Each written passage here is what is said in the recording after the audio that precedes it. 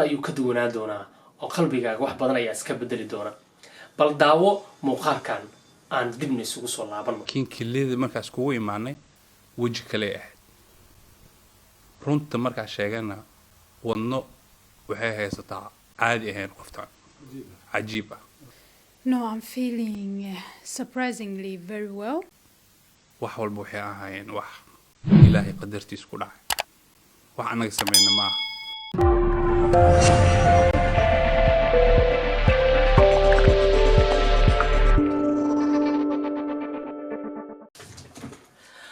السلام عليكم ورحمة الله تعالى وبركاته صاحب يال وانا دي سلامي طبعا مقعي ومحمد عبد القادر علمي حدي آد صاحب عصوب تهي او آدن هورا جنال كينا سبسكرايب وصاري فضلا هذا سبسكرايب صار حدي آد كمي تهينا صاحب بديني هوري وادكم حسن تهي صاحب تنمدا آدن لو داكتي لكن ديريقلين اي نو تهي إن آد لايك تهي شيركي كومنتيك نقول دلاشو طبعا هذا ايا شاتي قشانيي انيغا او سريرتي دا سارن ايا وحان داوضي موقال عن آد انيغا qalbigayga u bedelay oo aad aan ugu qushuucay waxaan jeclaystay inaan idin la wadaago muuqaalkaasi. waxaa si caafimaad ah oo lagu guuleystay u dhacay qaliinkii Maryam Mabuya gabar Ugandhaysa oo kalideeda siisay Cabdiraxmaan Maxamed nin Soomaali oo kamid ah jaaliyada Oslo Rikis Hospital Oslo ayaan ku booqanay aniga saxaab kale xilli Cabdiraxmaan iyo Maryam ay u diyaar garoobayeen in ay isbitaalka ka baxaan oo ay ahayd maalintii ugu dambeysay. haddaba maantay muuqaalkan idin wado waa muuqaal ka duwan muuqaaladii hore aan idin la wadaagi jiray dabcan wax badan ayuu ka duwanaan doonaa oo qalbigaaga wax badan ayaa iska bedeli doona bal daawo muuqaalkan aan dibna isugu soo laabanno. wax walba waxay ahaayeen wax ilaahay qadartiis ku dhacay wax anaga sameeyna ma aha laakiin alxamdulillah wax walba okay ahaayeen kilidana sida dadka moodayeen oo qofka inuu dhimanayo ma aha operation aad u fudud 2 saac iyo bar u qaatay iyada iga horeysay subaxdii 8 gashay anigana 12 ka galay kadibna wuxuu qaatay 2 saac ilaa 2 saac iyo bar wiil muslimana iyo ninkii qalay xaalad wallahi okay ahayd ilaa haddeertan waxaan dareemayaa caafimaad aad u badan alxamdulillah family friends everyone we imaaday full support dad badan oo fiican ducadii doorta dadka iisu duceeyay adduunka dhan kulli dacdooda waa la aqbalay taas anaa ku garanteen kulli dacdooda waa la aqbalay qoftaan horta this is Maryam waa gabadhan walaashay Maryam gabadhii kelida i siisay mahad weyn ay mataqaanaa Soomaalida ay ku leedahay qof muddo is garanayna waa dadku waxay u maleeyaan in hadda is baranay waa qof aan muddo badan saaxiib ahayn over 10 years friendship 12 years to 12 sano shaqa badana soo dhaxmartay wax badan fikradaas dhaafsanay laakiin kilida markaas kugu imaanay waji kale ahayd runta markaas sheegana wadno waxay haysataa caadi ahayn qoftaan cajiib ah. No, I'm feeling surprisingly very well. I thank God. alla ayaa mahad iska leh waxaa kale oo aan aad ugu mahad celinayaa dhaqaatiirta iyo nidaamka wanaagsan ee cisbitaalada Norway dabcan waxay igu qaadatay muddo 2 sano ah inaan arintan u diyaar garoobo markii aan ogaaday in saaxiibkay walaalkay Cabdiraxmaan uu xanuunsan yahay oo uu kali u baahan yahay maanta walaalkay waan isag fadhinaa isaga oo caafimaad qabo haddii aad og tahay qof walaalka ah saaxiibka oo u baahan caawintan oo kale ah aniga waa ii jeedaa 5 casho kadib isbitaalka waan ka soo baxay oo sida la moodaayo ma aha dabcan cabsi way jirtaa laakiin waa wax fiican walaalka inaad badbaadisay. So I just thought let's help each other, and I think if you have somebody you care for, or if you know somebody that's struggling with any type of kidney problem or other organ problem, just share it. Dare to look for help because there is help there. And it can go much smoother than you could ever imagine. Xasan Saciid Raasta raadiyaha iyo TV-ga qaranka Soomaaliyeed Oslo Norway.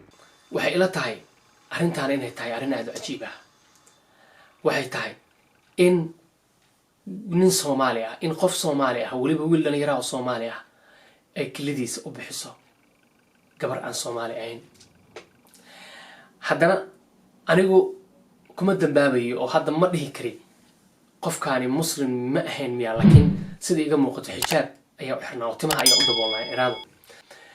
sidaa la adligeed marka waxaan jeclaan lahaa bal muuqaalkaani inaan farcelin ka sameeyo. muuqaalka wiilka iyo gabadhaani muddo ayay saaxiibo ahaayeen, qaabka ay ku caawisayna waa qaab saaxiibtinimo ah, haddaba ma aha qaab islaamnimo iyo weliba qaab alla kuma darnaadee ehelnimo iyo qaraabo kale iyo weliba sababo kale. laakiin sababta ugu weyn ay ku caawiso waxaa weeye in ay tahay gabar qalbi leh, weliba qalbigeedu aada u shaqaynayo, way naxariis badan tahay. waxa ayna la xanuunsatay muddo xanuun markuu la jiifay saaxiibkeeda muddada shaqo wadaagga ay ahaayeen, muddada ay wada socdeen. arrinta aniga aan rabo inaan idinla wadaago marka waxay tahay bal ka waran sidee uga farceli lahayn haddii ay wiilku ahaan lahaa qofka kelida bixiya, gabadha u bixiyanay ahaan lahayd Ugandhays, haddanay ahaan lahayd qof gaal ah oo aan islaam ahayn, oo sida hadda ay samayso oo kale asaga uu samayn lahaa. waxaan akhriyay kommentiyada ku qoran pageka videoga lasoo dhigay, waxaana aada ii tacajab geliyay waxay ahayd in dhammaan dadkoo dhan bay u riyaaqayeen, qaarkoodna talooyin wanaagsan iyo hadallo wanaagsan ay wiilka siinayaan. laakiin haddaan bal sheekada dhinaca kale u gadiyo oo aan dhinaca kale u rogno, ka waran falcelin noocee ah ayaan samayn lahayn ama aad ka bixin lahayn haddii aan ahanay Soomaali Maxamed, haddii wiilka uu kelida bixin lahaa, haddii uu wiilka kelida bixin lahaa maxaa dhici lahaa? falcelin noocee ayaa samayn lahayn? maxay dadka dhihi lahaayeen? kaaga daranee wiilka kelida loo bixiyey waxaad ogaatiin in uu leeyahay ehel, inuu leeyahay walaalo la dhashay, qaraabo, saaxiibo iyo weliba Soomaali kaloo fara badan. haddana gabadha kelida u bixisay ma aha Soomaali. saasoo ay tahayna maantay gabadhaasi waxayna tustay wax lagu tusaale qaato ama wax lagu daydo oo mudan waxa ay samayso kale inaan samayno. fadlan aan caawino oo aan garab istaagno walaalaheena xanuunsan ee caafimaadka aan haysan. haddii ilaahay aad caafimaad ku siiyay waxaad ogaataa in walaalkaaga wixii aad tari karto aad tarto. waxaa la yaab ah in maanta haddii gabadha ay ahaan lahayd Soomaali ay u bixi lahayd nin ajnabi ah keli, in dadku aad ula yaabi lahaayeen, weliba Soomaalidan aad ula yaabi lahayn. hal ma aha, laba ma aha. waxaan isleeyahay anigu ma aha sheekadu in qofka aad wax u qabanayso ama qofka aad wax tarayso in ay sharuud ay ahaato inaad ehel tihiin ama aad qof aad wax ka ganacsato ahaato. waxaa aada igu yaab badan waxay tahay in dad badan ay sameeyeen commentiga ay kusoo qoreen gabadha guurso. isma weydiinayaan dadka gabadhaha guursada ma xuma, laakiin inay madax bannaan tahay in kale. haddii ay madax bannaan tahay ayadana raalli ka tahay maxaa ku diidaya? waa wax aada u fiican. maxaa diidaya? waa wax aada u fiican. laakiin waxa cajiib ah gabadhu cid og ma laha inay reer leedahay in kale. laakiin aad ayaan u bogaadinayaa, waan u mahad celinaynaa. gabadhaas haddaan Soomaali nahanana waxay naga mudan tahay inaan maqaam u samayno. Soomaalida joogta halka gabadhaas ay ku nooshahayna waxaan ugu baaqayaa gabadhaas goofan in loo sameeyo oo wax loogu arooriyo, looguna dhiirigeliyo, loogana mahad celiyo tallaabada wanaagsan iyo weliba shaqada wanaagsan ay qabatay. aad ayaana ugu bogaadinayaa, waxaana u baryeenayaa caafimaad wiilkaasi, isagana in kelidaasi ilaahay caafimaad taam ku siiyo, gabadhana in sida lamid ahaa ilaahay ayadan caafimaad u siiyo. saaxiib, haddii aad tahay saaxiib nagu cusub, fadlan subscribe saar channelkeena, waana kaaga mahad celinaynaa. haddii aad tahay saaxiibadii horena, walaal waxaan kaa codsanayaa in aad nagu dhiirigeliso oo aad like iyo share-ka inoo badiso, waayo waxay nagu qasbi doontaa inaan muuqaalo kale oo hor leh oo xiiso badan aan idiin soo gelino. السلام عليكم ورحمة الله تعالى وبركاته.